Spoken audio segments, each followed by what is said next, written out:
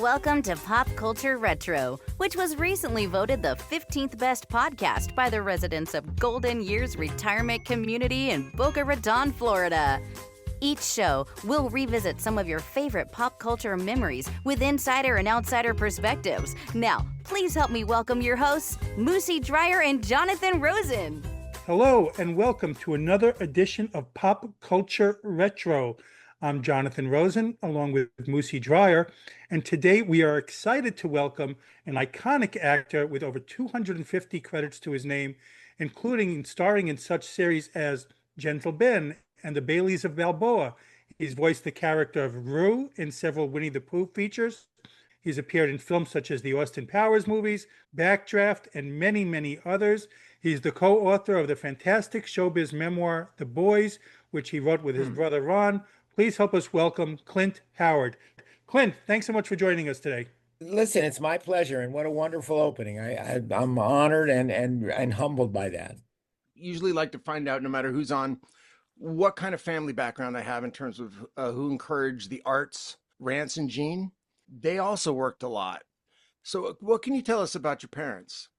Mom and Dad, Rance and Jean Howard were first of all Hall of Fame people, and they had a work ethic about them that probably sprang from the Depression, because they were both children of the Depression. And they understood what real hard work was. And my dad was the son of a farmer, and Mom was the son of a butcher in a small town in Oklahoma.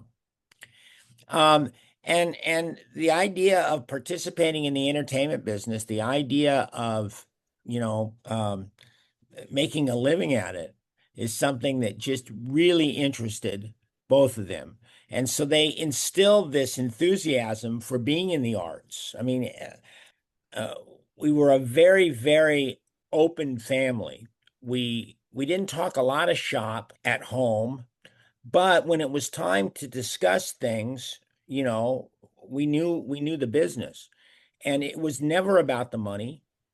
It was never about anything but the work, the opportunity to work. And your first question, Moosie, was who encouraged the arts? Yeah. Well, who encouraged the opportunity to work? It was work. Ron and I always knew that what we did may have had some creativity, but it was work. And we were required to wake up, 5 or 6 o'clock in the morning, get ourselves ready for work. We were then kind of, we went to the set. We worked hard for, as long as they would let kids work. We never were overexposed, but we would work 8-9 hours a day and then go home. And that's a lot of stuff. That's quite a bit for a child to do. And Ron and I never felt overwhelmed by it. I never felt overwhelmed by it. I always enjoyed it. Well, the longevity of the two of you really makes sense, because I knew your father. But what did you work on with him? I worked on a 2-hour pilot called Royce in Arizona. Here's Boomer, that show about the dog, turning the entertainment world upside down with that one. And what I was getting at is he was about the work.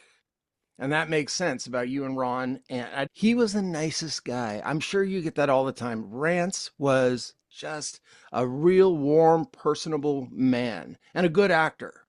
Professional and, real kind. Anyway. He was. Here's the thing about Rance Howard. He was very kind.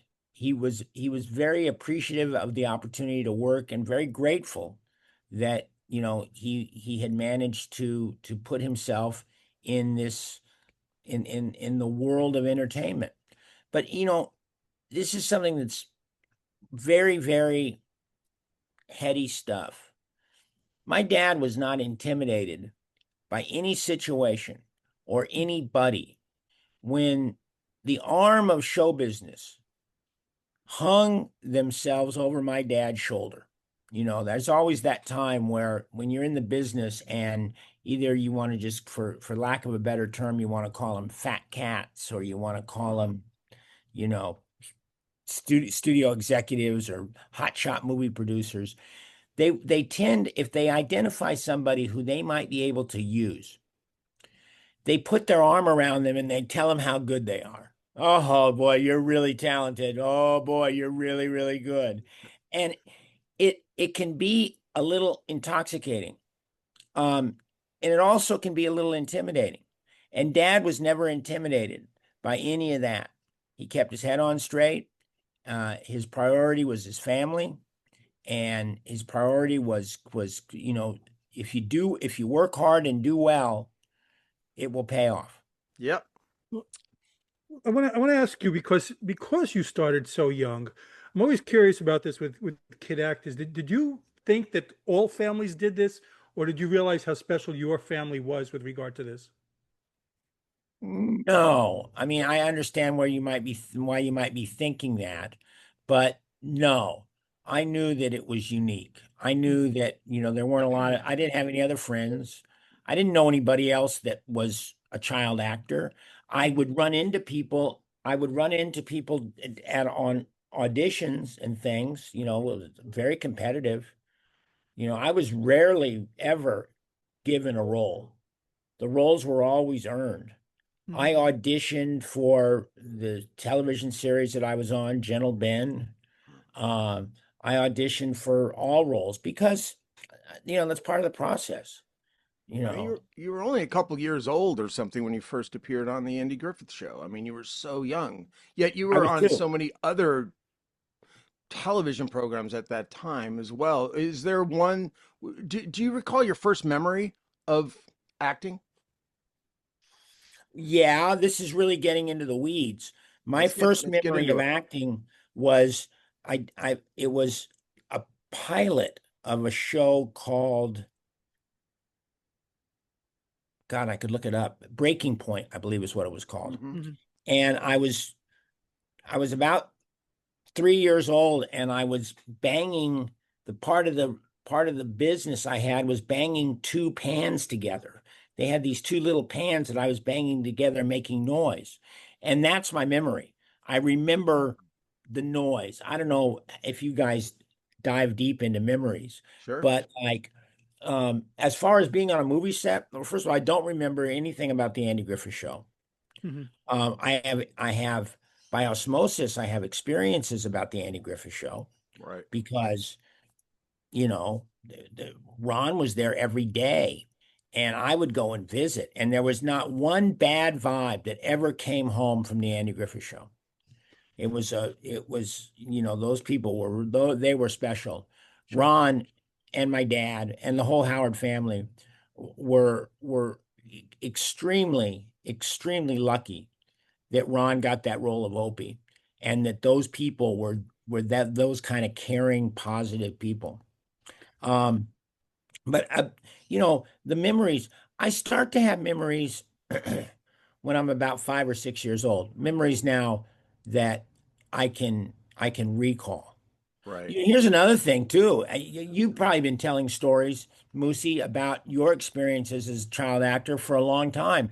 So, do you remember the moments, or do you remember telling stories about the moments? I do have vivid memories of a lot of stuff when I was young, but when I first started, I was like you, like I don't, I might remember like a sound or something fell over and it scared me on the set or something. I probably might remember that, but not so much the show. Here's a memory. Here's something, of course, something like this a person never forgets. You know what an arc light Yeah, used to be, right? yeah. Where it wasn't really a light bulb, it was a piping red hot piece of carbon that was firing. It would heat up yeah. It would heat up as red as red could be.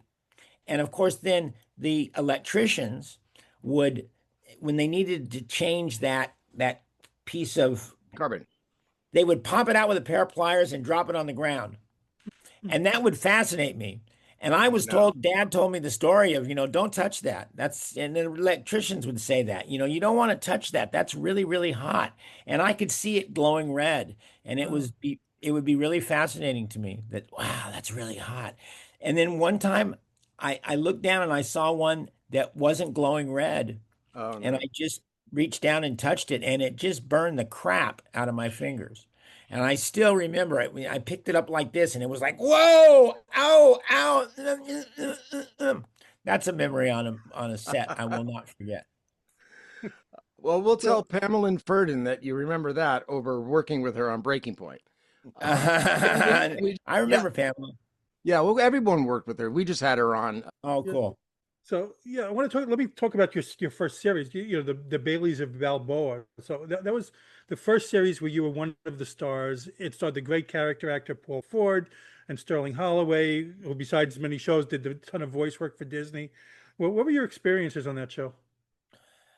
I do have a few little memories of that. One memory is, we lived in the San Fernando Valley. We lived in the Burbank area. And they filmed the exterior scenes actually down there in Balboa Harbor from Burbank to Newport. At least back then, it took a while to get there. So they would, it was a big deal. They would actually have dad drive up the night before, and we would stay in a little motel, and we would do the scenes, the next day. And road trip. I found that really fascinating. And I remember working with Sterling Holloway. I don't want you to go, Mr. Bailey, because you're my best friend. And I'll miss you a whole lot. It won't be any fun to go fishing without you. Please don't go, Mr. Bailey. Please don't. What's the matter, Buck? He was a really nice man, and so was Paul Ford. And in the series, there was sort of this running bit that little Stanley, that was my character's name, he would just be sitting or standing there at the dock, and I would catch big giant fish. And Paul Ford, as a fishing boat captain, he would never, he never had any success catching fish, and he would look down and see me, and I'm pulling in a fish that's bigger than I am. The memory of working on Baileys of Balboa probably introduced me to my first magic trick. And that was, what did they do to make it look like you've got a fish on your line? How can they make the pole bend to make it look like you've got a fish? And they had a big steel disc that was about like this. Wow. And they would tie that disc to the fishing line. And then so when you tried to reel it in, the disc caused the water pressure to make the pole bend. And I thought that was a pretty cool little magic trick. Nice. That's one thing about being in the business a long time is, I've been in on all the magic tricks. That's cool. Yeah, we used to just hook the fishing line to an extra, and But then they would get a stunt bump, and the first AD would not appreciate having Right. to give the extra stunt bump. and that's when we went to the disc. Yeah. So because you grew up in the business, Clint, do you remember ever like seeing somebody on television or being a fan of a show and then going to work with them or see them in person? Did you ever get awestruck by anyone when you were a kid? Not really. Mm-hmm. No. I tell you, I wanted to be on the television series Batman. Yeah. Or Gilligan's Island. I would Yeah. have loved to have been on Gilligan's Island. I never saw, in my professional career as a youngster, I never met Alan Hale Jr. or Bob Denver. Bob Denver or any of those people, Tina Louise or anybody like that. But I would have been awestruck. I would have been awestruck meeting Adam West and Burt Ward. I Right. never had an opportunity. Later in life, the first person that I knew I was standing in the shadow of greatness was Henry Fonda. Mm. We're gonna ask about that. Right. Hank Fonda was, first of all, my dad had a really, really good relationship with Hank because they toured a production of Mr. Roberts. That was my dad's first real professional job. Was he got a role of Lindstrom in the Broadway production of Mr. Roberts, and Hank Fonda was what played Mr. Roberts. Oh, And so anyway, they knew each other. but also I knew that Hank was a movie star, and when I met him, I played his son in this television movie, The Red Pony, and it was a wonderful experience. And I learned a lot about. I didn't get close to him, but I learned a lot about acting from him. And here's the thing about Hank's process, and this was back. It was a movie called The Red Pony, and he played my dad. And in the script, the son Jody and Carl, the father, didn't have a good relationship. Why don't you ever do something? For enough! Help her. Help her not to die. She ain't gonna die. You've been blaming me for your pony's death ever since it happened. Now it's time for you to grow up. Your colt died of the strangles, and that's a fact. Nobody's fault, that's a fact. She ain't dead. She ain't close, and that's a fact. But if she does die, God forbid, it won't be because I didn't try to help with everything I know, and that, son, is a fact. Carl didn't really know what to make of Jody, and Jody was intimidated by his father, and it was a really well-written screenplay. A guy named Bob Totten wrote the screenplay. And it sort of really discussed and brought up the whole parenting issue and like that. So anyway, in the movie, Hank was not close to me. So there was never any playing around. There was never any camaraderie. There was never any fun times while we were shooting the movie, because my dad explained to me, Hank wants to keep his distance from me. Hank doesn't want to see me as too friendly of a kid, because if all of a sudden that might leak into his performance. I completely understand that. I did an episode when I was a little younger than that. Well, I was about 7 years old. I did an episode of Bonanza, and it was a wonderful episode.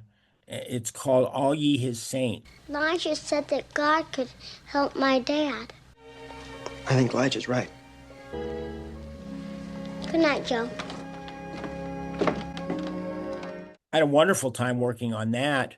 And Michael Landon and Dan Blocker were the friendliest people that I'd ever come in contact with. And I wasn't in awe of them, but I knew they were on Bonanza. I'd watched Bonanza. And I just thought they were just great. Just going back 1 second to Bailey's of Balboa, did you get the role of Rue because of Sterling Holloway, or you had to audition for that separately? Oh, no. I can't imagine that Sterling had anything to do with the casting of a Disney animated movie. The first one I did was Winnie the Pooh and the Blustery Day, where I played Roo. And then later on, the next year or so, I did the voice of Hathy Jr. in Jungle Book. Disney identified me as a kid that would, be a good, fun, friendly voice. And then once I did Winnie the Pooh, then they circled back to me and asked me if I would be in the Jungle Book. And of course, yeah. I met Walt Disney. Walt Disney on the set of the scoring stage of Jungle Book. I was recording my stuff, but with a baby grand piano right there. It was a marching song, and they were desperately trying to get me to do this song correctly. I was a little boy. And I saw that Walt Disney walked into the engineer's room. And, back in those days, and still to this day, there's just a big piece of glass that separates the recording studio from the engineer's booth. Mm-hmm. And I saw him, and of course, I was a Disney baby. I mean, I went to Disneyland when I was in a stroller. I knew who Walt Disney was. Friggin' his face was on every Sunday night. His face was on Wonderful World of Disney. His big picture was right there.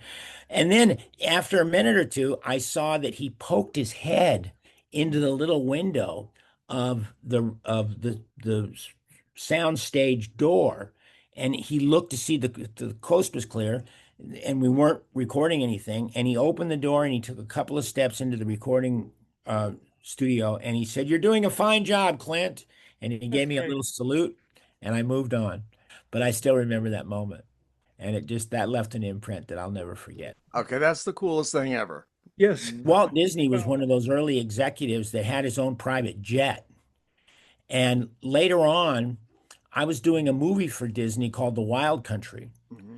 And it was with my brother. It was one of the few times in our careers where we played brothers. It was Vera Miles was in it, Steve Forrest was in it, Jack Elam was in it, and Walt had passed away, and Ron Miller was running Walt Disney Studios. Ron Miller was very interested in this movie that they were shooting up in Jackson Hole, Wyoming. And when we moved from Jackson Hole down to the sound stages at Disney, there was about 6 or 7 of the cast members that got to fly on the Mickey Mouse from Jackson Hole, Wyoming back to Burbank. That was a real thrill. I didn't know you had a brother. So you got to Clinton, you worked on the coolest sets. You worked on Bonanza, as you mentioned, then Gunsmoke and Star Trek. I mean, what do you remember about these shows? And did you run around like a youngster would? Yeah. Listen, Star Trek, it was the first season, and I didn't know too much about Star Trek except it was a science fiction show, and I thought it was pretty cool. And once I was introduced to the sets, I thought it was really cool. And the fact the set they built for me was built to my dimensions. I played this 600-year-old alien, and I was a little guy, and I was playing this grown-up, and my spaceship was outfitted to fit my size. Specifications. So I thought that was pretty cool. The Star Trek experience was very, very interesting. Although it's weird. It's almost like there was a Men in Black moment where somebody came and waved that little stick at me and made me forget, because I don't have any memories as much as I talk about Star Trek experience, as much as that has left an imprint on me. I remember moments of getting ready to do my scene, but I don't have any recollection of actually filming with Shatner and the other people. There was a crew there was about five members of the Enterprise that beamed aboard my ship, and they were investigating me. And then it comes to find out they way miscalculated who they were dealing with. They were dealing with a superior person. It was a fun experience, but I don't have any memories of working on the show. You've gotten to appear in 5 different Star Trek series. I mean, so how much fun is it to do those shows in general? And with that rabid fan base, do you get approached more for those appearances than other things you've done? I get approached a lot for Star Trek. Of course, it's a legacy that, the Star Trek universe is vast. Yeah. And it's a very special fan base. I mean, there are very, very, very bright people, rocket scientists that grew up on Star Trek and got into the life that they live because they watched Star Trek as a kid and they went ahead to become astrophysicists. I met astrophysicists who fanboy over me, which it's humbling. It blows me away. It also shows you the power of television. It shows you the power of Gene Roddenberry. It shows you the power of science fiction. And then over the course of time, the people that have continued the Star Trek legacy have done a good job. I mean, think about it. It's almost 60 years old now. Star Trek is just about, my appearance on Star Trek is coming up on being 60 years old. Amazing. Yeah. Oh, you know what, Moosie, you brought up a good point, or an interesting point about sets, like, working on the Star Trek set or whatever. Gilligan's Island was filmed over at CBS Radford. Yeah. Which isn't too far from where Kat and I live. And I had lots of memories of working at CBS Radford. Yeah. I think they did Gunsmoke there, or yeah. They did do Gunsmoke there. Yeah. But I so wanted to be a part of the Gilligan's Island universe that during lunch breaks and stuff, we would all hike over to where the little lagoon was, and you could see where the lagoon was. And of course the boat wasn't there, but you could see where they shot the scene where the USS Minnow was sort of, crashed on the beach. How cool. No, also one time when I was a kid, I never got to work on Batman. I made my mom and dad throw me a Batman themed party when I was about 7 or 8 years old. Because and we all had bat belts, and we all, I love that idea. And here's another magic trick. I remember they would scale the building. It looked like they were walking up the side of a building with their bat rope. Yeah, but And of there's course yeah. they're just walking sideways. I Yeah. saw that. But one time I saw the Batmobile.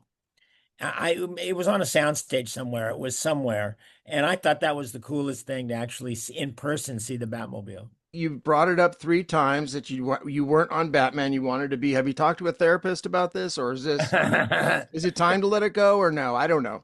Honest to God, I mean, I know they made some really good Batman movies, and Keaton was a great Batman. But I still, time and place, I still have very, very fond memories of the very original Batman. Sure. As Yeah. goofy, as silly as it was was so campy and so wonderful. I loved that TV Fantastic show. Yeah. Let's talk about Gentle Giant, which led to Gentle Ben. So you were in it with Dennis Weaver. You had done many things before then, but now you're starring in a film and then have your own series. So is there like a different sort of pressure maybe that now this project revolves around you? Like what were your experiences on that? Oh, no, in the Howard household, it wasn't a matter of the project revolved around me. It was that, well, I had a lot to do, which meant I had a lot of homework to do each and every night. I mean, when a child has 5 or 6 pages of dialogue to learn, it takes a couple of days to learn it.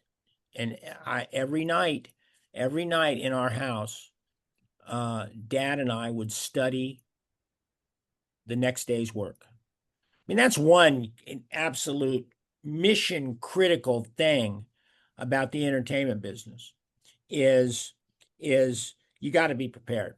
It may seem easy. It may seem like there's nothing to it. Oh, we got a couple lines here, a couple lines there. No, be prepared. Be prepared. And it's a lesson that I learned very early. And every once in a while, as an adult actor, I slip a little bit. I'll be on the set and I'll go, shit, I didn't prepare as well as I should have. But, I think I still do prepare well. It's just a matter of that's a critical thing about being an actor is being prepared. And especially as a child actor, Moosie, we were required to be in the adult world. I mean, that was, we're around adults, making paychecks, and there's a schedule and there's a professionalism that needs to happen. And it was really, Mom and Dad both stressed to me that, you can't screw around. Yeah. We know you're a kid, you're a child, and we're not going to, work you to the bone. But when you get to the set, you've got to focus and pay attention. Yeah. There's no messing around. In some aspects, we grew up so fast. I mean, rapidly fast, became little adults.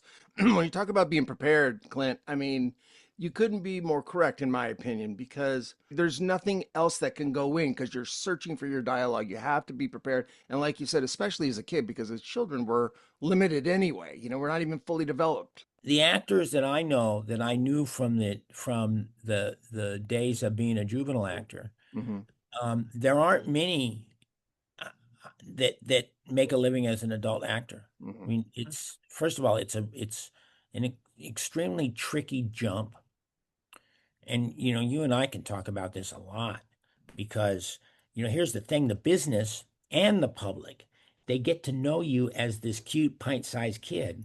And then when you go through adolescence and you become a young adult and an adult, you're no longer that cute you're not that cute kid. And then casting directors and producers, they think that you're one thing, and then when they audition you, you're something else, and something doesn't sit well with them, and they just move on. I mean, listen, there's one person. Well, my brother definitely broke the barrier, but so did Jodie Foster. Jodie Foster, yeah. Jodie Foster, and what she did was so smart. My wife and I were just listening to her master class, and God, I remember she gave up acting. She gave up acting to go to Ivy League college.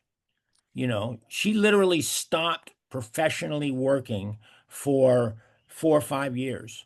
And so she could go and get a higher education. And at the time, I didn't understand. And I regret not going to college. I went to Pepperdine for 8 weeks. And I regret not, maybe checking out for a while and getting focused on becoming a full-fledged human being, you know? Right. But yeah, but Jody, she was one of those people, and I'm sure your brother's like this too, but one of those people that could have stepped away and gone to college, and it was so damn talented. If she comes back, it's not going to be a problem for her to start working again as an adult. She was just that good. um, She yeah, really was. And, yeah. and she's turned out to be a really wonderful filmmaker too. It's not Oh just yeah. She's amazing. So, as if Star Trek wasn't cool enough, Clint, you also worked on on Night Gallery with Rod Serling. From who I never met, by the way. Oh, okay. That's what I was going to ask, if you had any interaction with him. No. Oh, okay. No, I Yeah. don't. I never met him. I know that first of all, it was a very powerful short story that he adapted into a teleplay. And there was a lady that wrote the original short story, The Boy That Predicted Earthquakes. And there was a very, very young filmmaker that was just cutting his teeth in the business, and he was a director named John Badham. Oh, Yeah. Wow. And John Badham directed the episode. And I have definitely had memories. First of all, it was a lot of dialogue to learn. And, I worked with my dad a lot on that dialogue, and there were no cue cards. I just learned it all. It was a wonderful exercise, and I understood the gravity of the story. Here's a boy that's predicting the end of the world. Here's a boy that sees something like and the way that speech was at the end, when he tells the public that it's going to be a brand new day, it's going to be everything is going to change. There's going to be no war, no pestilence, no famine. People are going to live exactly the way they're supposed to live. I mean, and it was such a dynamic, powerful friggin' speech, knowing that this character saw that nobody's going to be around anymore. I want to tell you about tomorrow. That's better. Here it comes. Tomorrow is going to be different from anything in the past. Tomorrow is going to be a start of a new and better world for all of us. In the past, we've had a pretty bad time. We've had wars and famines and pestilence. We've had depressions, and nobody seems to know what causes them. People have starved when there was food. We've seen the water and the air and everything else get polluted. And we've seen so much hatred. Well, beginning tomorrow, all of that's going to be changed. There won't be any more wars. We're going to live side by side like brothers. We're going to forget about killing and breaking and bombs. And all over the world, there's going to be a kind of garden growing. And nobody will be afraid anymore. For the first time since human beings have lived on this earth, we're going to live the way human beings should. Tomorrow is going to be the beginning of all that. That's all for now. Goodbye. If anything has stuck in my head, is like, wow, why did I get that job? Why did God see to it that I played that role? Because I auditioned for that. There was some kid that finished second. There was some kid that was maybe pretty good, but not quite as good, and they decided to hire me. Yeah. And I ended up playing the boy that predicted earthquakes. And it was a fun experience. They filmed the scenes on the soundstage at KCOP Channel 13. Mm-hmm. And at the time, I think every Wednesday night on KCOP Channel 13, they had wrestling. So one of the sound stages at this local little independent station was dedicated to wrestling. They had a small little bleacher set up, and they had the wrestlers, and they had a ring, and they rehearsed, and for a couple of days that we filmed there, I spent as much time looking at the wrestlers rehearsing as I did. I didn't take, when I had a chance to take a break, I went over and watched them wrestle. Sure. Yeah, as any kid would, Yeah. When you weren't working, Clint, did you go into a public school and go to school with kids who weren't in the business? Yeah, I went through the Burbank School District. I went to Stevenson Elementary, Jordan Junior High, and Burroughs High School. That's the same track that my brother was on. The difference is Ron was working on the Andy Griffith Show, Uh-huh. and Ron only went to public school about a month and a half a year. Yeah. And the rest of the time he was in studio school. My brother had the same studio teacher Yeah. from the first to the eighth grade. Yeah, Yeah. Mrs. Barton basically educated my brother for 8 of his first year. In the ninth grade he went to Jordan full time, and then he went to Burroughs High School. And I went through those same schools. And you see, I was always a freelance actor. There was only Gentle Ben. Gentle Ben took me out of the part of the third grade and part of the fourth grade, where I was down in Florida working on the series with my dad. And otherwise I would work like, when I did my Star Trek episode, I was just going to public school. It was only going to be a couple of days. The job only going to last a couple of days. They asked me if I wanted to shave my head, or they said, would I be willing to shave my head? And Dad asked me, and I said, no way. I'm not going to shave my head. I got to go to school. That would have been so nerdy at the time. I'm not, nobody would have understood. And I didn't want to shave my head. So they put a skull cap on me. Oh yeah. What was it like for you with kids in school? Like were you well received? Oh, yeah, I saw you on television, or did you get the target on your back but from the bullies? No, no, Moosie, I didn't have a target on my back. I didn't Good. feel like I did. In elementary school, um, there were people that knew who I was. It was not a bully situation, and I had a small core group of friends. And Burbank's, relatively small town. It wasn't chalkboard jungle or anything like that. It Right. was it was Yeah. it was easy. It was easy, and I appreciated it. I got a little bit of hazing in high school. Sure. I'll tell you what, the most hazing I really ever got, I played high school baseball, and I was a 2-year varsity letterman, and I played on the JV team when I was a sophomore. So I was good. I mean, I wasn't great. I wasn't going to get to the next level, but I could play high school baseball. And we went out to Hart High School in Newhall to play games. And those fellas out there, they made sure they got their 2 cents in on me. They would rag on me, and they would mention Gentle Ben, and they would mention, all sorts of nasty stuff. Not nasty, but just they would ride me about that was the closest thing when I would say I got hazed. It was when I Right. would play road games, um, especially at Hart High School. And I like it up there now. I like Newhall and Valencia and all those places. But back then, it was a little different. And boy, those parents would stand on the sidelines and yell at me, hey, Gentle Ben, where's your bear? Where's your bear? Yeah, And that's clever. my brother had the classic one. Um, he played high school basketball, and he was on the JV. He was on the sophomore basketball team.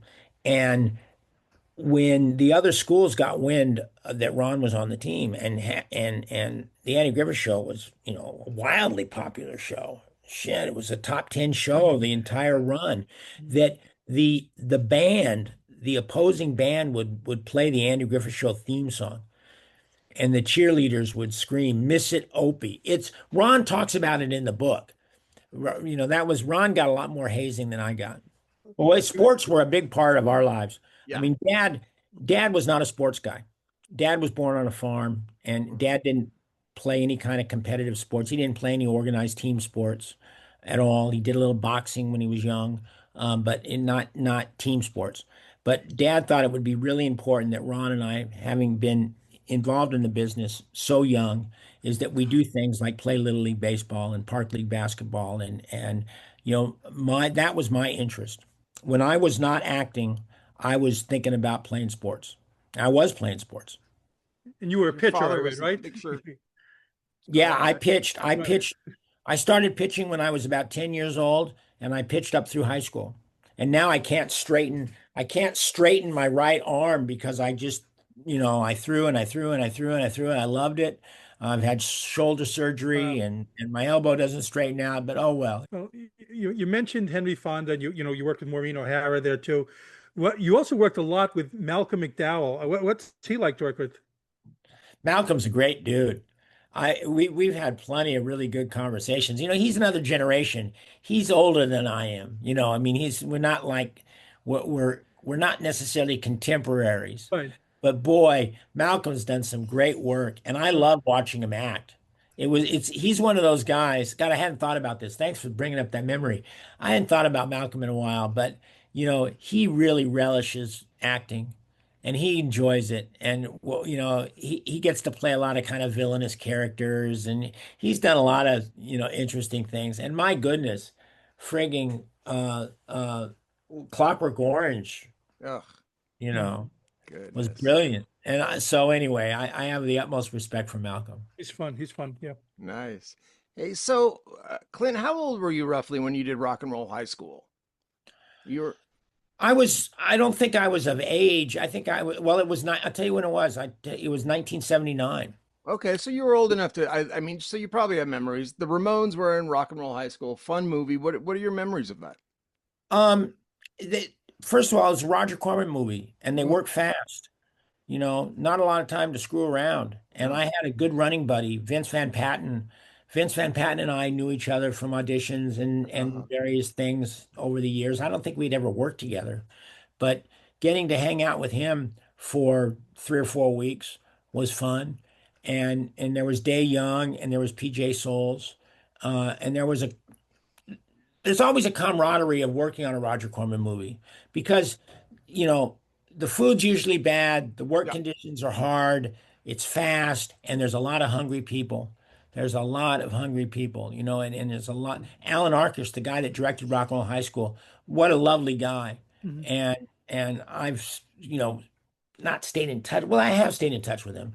And here's one thing, my wife, Kat, she recognized these experiences that I've had, and she's always encouraging me to continue stoking these relationships. So Alan and I went and had lunch not too long ago, and we run into each other every once in a while. And because listen, Alan's had a wonderful career and very eclectic, and he started out cutting trailers for Roger Corman. Yeah, Roger Corman was fantastic. It's just yeah. Fun filmmaker. Yeah.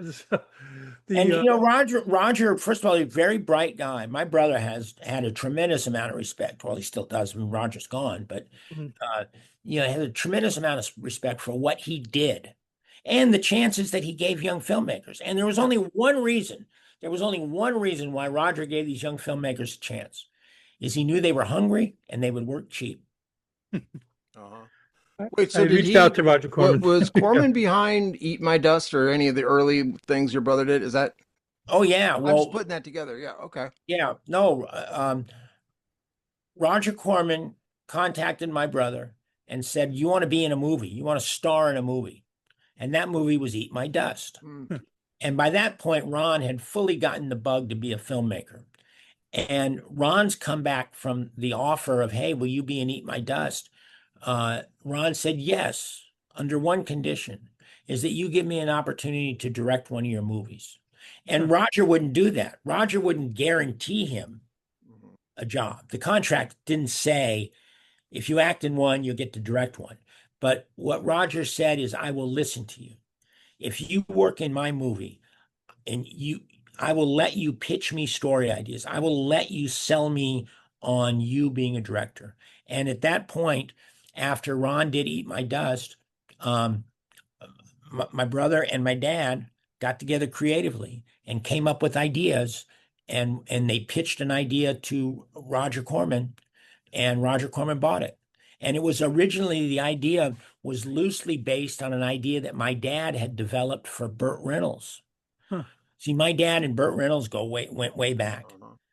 They were involved in their early acting jobs together. And Dad had a great relationship with Burt. And there were a couple times where Dad came close to selling Burt on an idea to make a movie. And there was this movie about this kind of wacky car chase. And the Burt Reynolds family decided not to do it. But so they still had the idea, and Dad and Ron pitched it to Roger Corman. Roger made a couple of tweaks, and they set forth to make Grand Theft Auto, which was my brother's first professional directing job. Roger, I mean, you think about Death Race 2000, Right. And it got Scorsese started, got Coppola started. The series Space Rangers. It was a 6-episode sci-fi series. You were a regular. Can you talk about that show? Was it discussed to have more episodes, or that never happened, or was it just supposed to be 6? Oh, no. Originally, Space Rangers was a CBS network show that they hoped they were going to get a couple of years out of it. I mean, they made, they only promised them 6. The idea is back in those days, you would shoot 13 episodes. That would represent a half a season. Right. And then you could do another 13 episodes, and that'd be a full season. And CBS, Penn Dincham, the creative mind behind Space Rangers. Also, another guy named Jay Roach was involved in Space Rangers, and Jay Roach ended up going ahead and making the Austin Powers movies. Right. But Penn Dincham, Penn is a lovely guy. And here's another instance where my wife, Kat, really encouraged me to get together with Penn, break bread, hang out, pick his brain. And he's still, he's getting older, but he's still a great guy. And what a loving and caring guy. I brought Kat, came with me, and our daughter, Rafi, and Penn immediately connected with Rafi. Our daughter's 15 years old. She's on the verge of being 16, and she's a young actress. She's a dancer. She's a musician. She's got a couple of rock and roll bands that she's in. Wow. It's very dynamic to be a part of her life. Yeah, but anyway, so Space Rangers. Penn sold CBS on the idea of doing this science fiction show that was like Cowboys in Space or Marines in Space. I think originally the first title was Space Marines, and they ended up calling it Space Rangers instead of Space Marines. The people started out with an audition. Casting director wanted to see me for the role of Mimmer, and I was the Poindexter-like scientist that was part of the crew. And it was a fun show to work on. I wish we had done more. Sci-fi is a hard sell, especially, when you're talking about network television. Back then they were still trying to throw at the big bullseye. They wanted hits. They wanted to build shows that would bring in mass followers. And science fiction never has brought in mass followers. I mean, Star Trek got canceled. Right. Yeah. Star Trek was never considered a hit. Which is insane because, the following is so strong and so loyal. But it's insane that somebody behind a desk went, yeah, let's just pull the plug on that. Well, they looked at the numbers, Moosie. They looked at the numbers and they saw that, well, it's only getting, a 5 share. Shoot, we could run reruns of frigging some old, Bullwinkle program and get 5 share. Well, yeah, that's true. That's one wonderful thing about streaming. Modern day television and modern day delivery of entertainment is so wonderful because it allows niche programming to find a home. There are so many wonderful programs that attract a certain audience, and it doesn't need to be a gigantic audience. It doesn't need to be I Love Lucy. Yeah, I mean, streaming's amazing. It's so convenient. And on the other hand, families don't sit down together in the living room to watch something together like they did when we do. Yeah. We do. Well, listen, Clint. We binge watch. Rub it in my face that you had the perfect father. Rance is like I wanted to be adopted by your dad. But that's great. That's great. You sit down as a family. You still watch television together. I'll tell you what. Listen, it doesn't happen often, honestly. But I'll tell you, like Rafi. She's up on all the programs, and to a lesser degree, Kat is up on all the programs, the hot new streamers. But we watched all of Cobra Kai.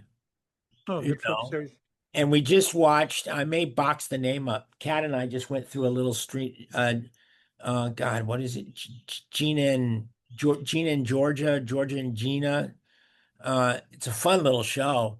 my wife can sit and watch, 6 hours of the show. Give me a couple episodes and I got to go to bed. Yeah. Yeah.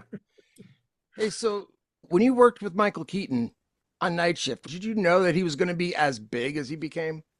No, I know, of course I had no idea, but I knew he was funny. The dialogue he had in that film and Well, the way listen, he delivered. he didn't write that dialogue. He didn't write that dialogue. That dialogue was written by a couple of guys named Lowell Gans and Babalu Mandel. Oh, wow. Yeah. They've been longtime collaborators of Ron, and those guys are brilliant. I mean, Parenthood. I mean, we're jumping from Keaton. Keaton was awesome. Yeah. And Keaton, I did a little short film called But I'm Happy. I was going to ask about that, for Letterman. Yeah. And Keaton directed it and he wrote it. And it was, one of the best days of work I've ever had. So what happened? I mean, how come you're working here? I'm researching a role, all right? Really? Yeah. It's a movie about a guy who dumps fish heads for a living? It's too complicated to explain. How long have you worked here? Well, I don't work here. This is just a hobby. What a brilliant guy and a really nice guy. You were very funny in that film also, by the way. Oh, thanks.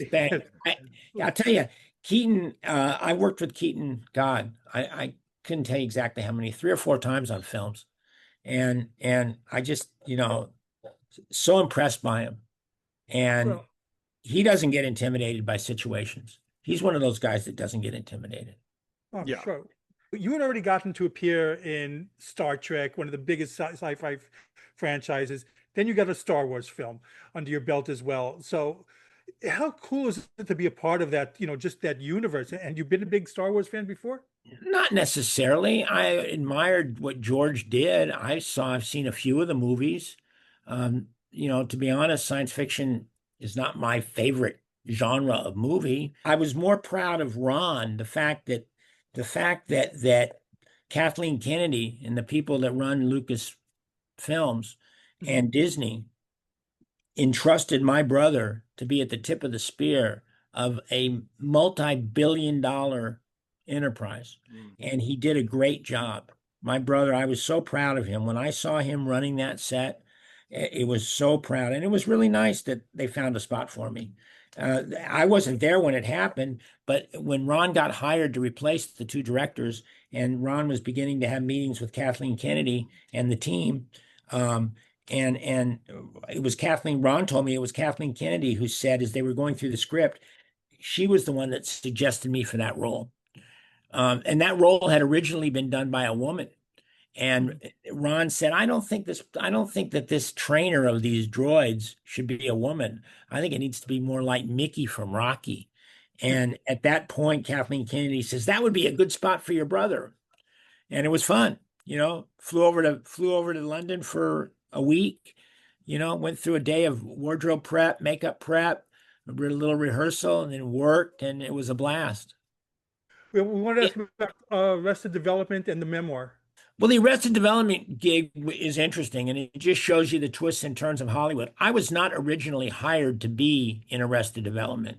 And because Ron was a part of the program, it didn't give me a leg up at all. In fact, an actor friend of mine named Mark McClure, he called me and said, Clint, I got to talk to you. I got hired to be in this Arrested Development, and I can't take the job because I've got a commercial that's going to pay a lot more. And I'm going to take this commercial that Joe Pitka was doing. And so you ought to call your agent because you would be just right for this role. So I thanked Mark McClure and I hung up the phone from him and I called my agent and I said, you should know that there's a role that they're going to need an actor in, and that I was told was right for it. So I was not the first choice on Arrested Development. Fantastic. Well, it was such a fun sitcom. But we want to ask about the memoir. So we spoke at the beginning about the showbiz memoir that you and your brother wrote, The Boys, a memoir of Hollywood and family. What prompted you to want to write it? How did it come about? Well, listen, Dad passed away. Dad said goodbye to the world. He was 88 years old, 89 when he passed, and it made Ron and I orphans. And Ron and I both, after Mom had passed years before, and then Dad passing, we both recognized, it was at his memorial, how powerful his imprint on our lives were. And so Ron and I discussed it, said, hey, would it be interesting to write a book? We were always trying to get Dad to write a book, and Dad didn't have any interest in writing a nonfiction book. Dad was a fictional writer. Dad loved to write, but he just wasn't, nonfiction wasn't his thing. Um, and actually, Tom Hanks, in discussions with my brother, had said, they're always trying to get them to write a memoir, I mean, they'd have to back a frigging, armored car up to Tom's house to get him to write a memoir. And Tom's not interested in that. But and Ron, they were having a discussion, and Tom was the one that said, if you do write a memoir, Ron, you should write it about your childhood, because your childhood, everybody wants to know, what was it like? What was it like being Opie? And then immediately I came into the conversation. What was it like having a bear? On Gentle Men. So that, the idea existed in the universe that we could write a book about our childhoods. And it was really after Dad passed that, we can make it kind of a love letter to him. We as we pitched the idea back and forth, it all came back to how extraordinary Mom and Dad were, and how they guided us through these very tricky waters. And of course, then we did a book pitch. And once we did the book pitch, then people, the publishers all, they picked it up and ran with it. And at that point, it becomes, a piece of business, but also a creative challenge to how do we deliver this book to the public. And Ron and I are both very proud of the book. A great book. But did something come about that, since you had dual point of views, did things come about that maybe you didn't know about or Ron didn't know about when you shared stories together? Oh boy, that's a pretty good question. Yeah, there were some details that I didn't recognize. When I would read Ron's pages, I would be fascinated because I didn't hear all the stories, and there was some of the stuff ended up getting edited out of the book. I mean, Ron would write, we both would write, and it wouldn't all end up in the book. We had to deliver a tight, it's a piece of business. You don't want it to go slow.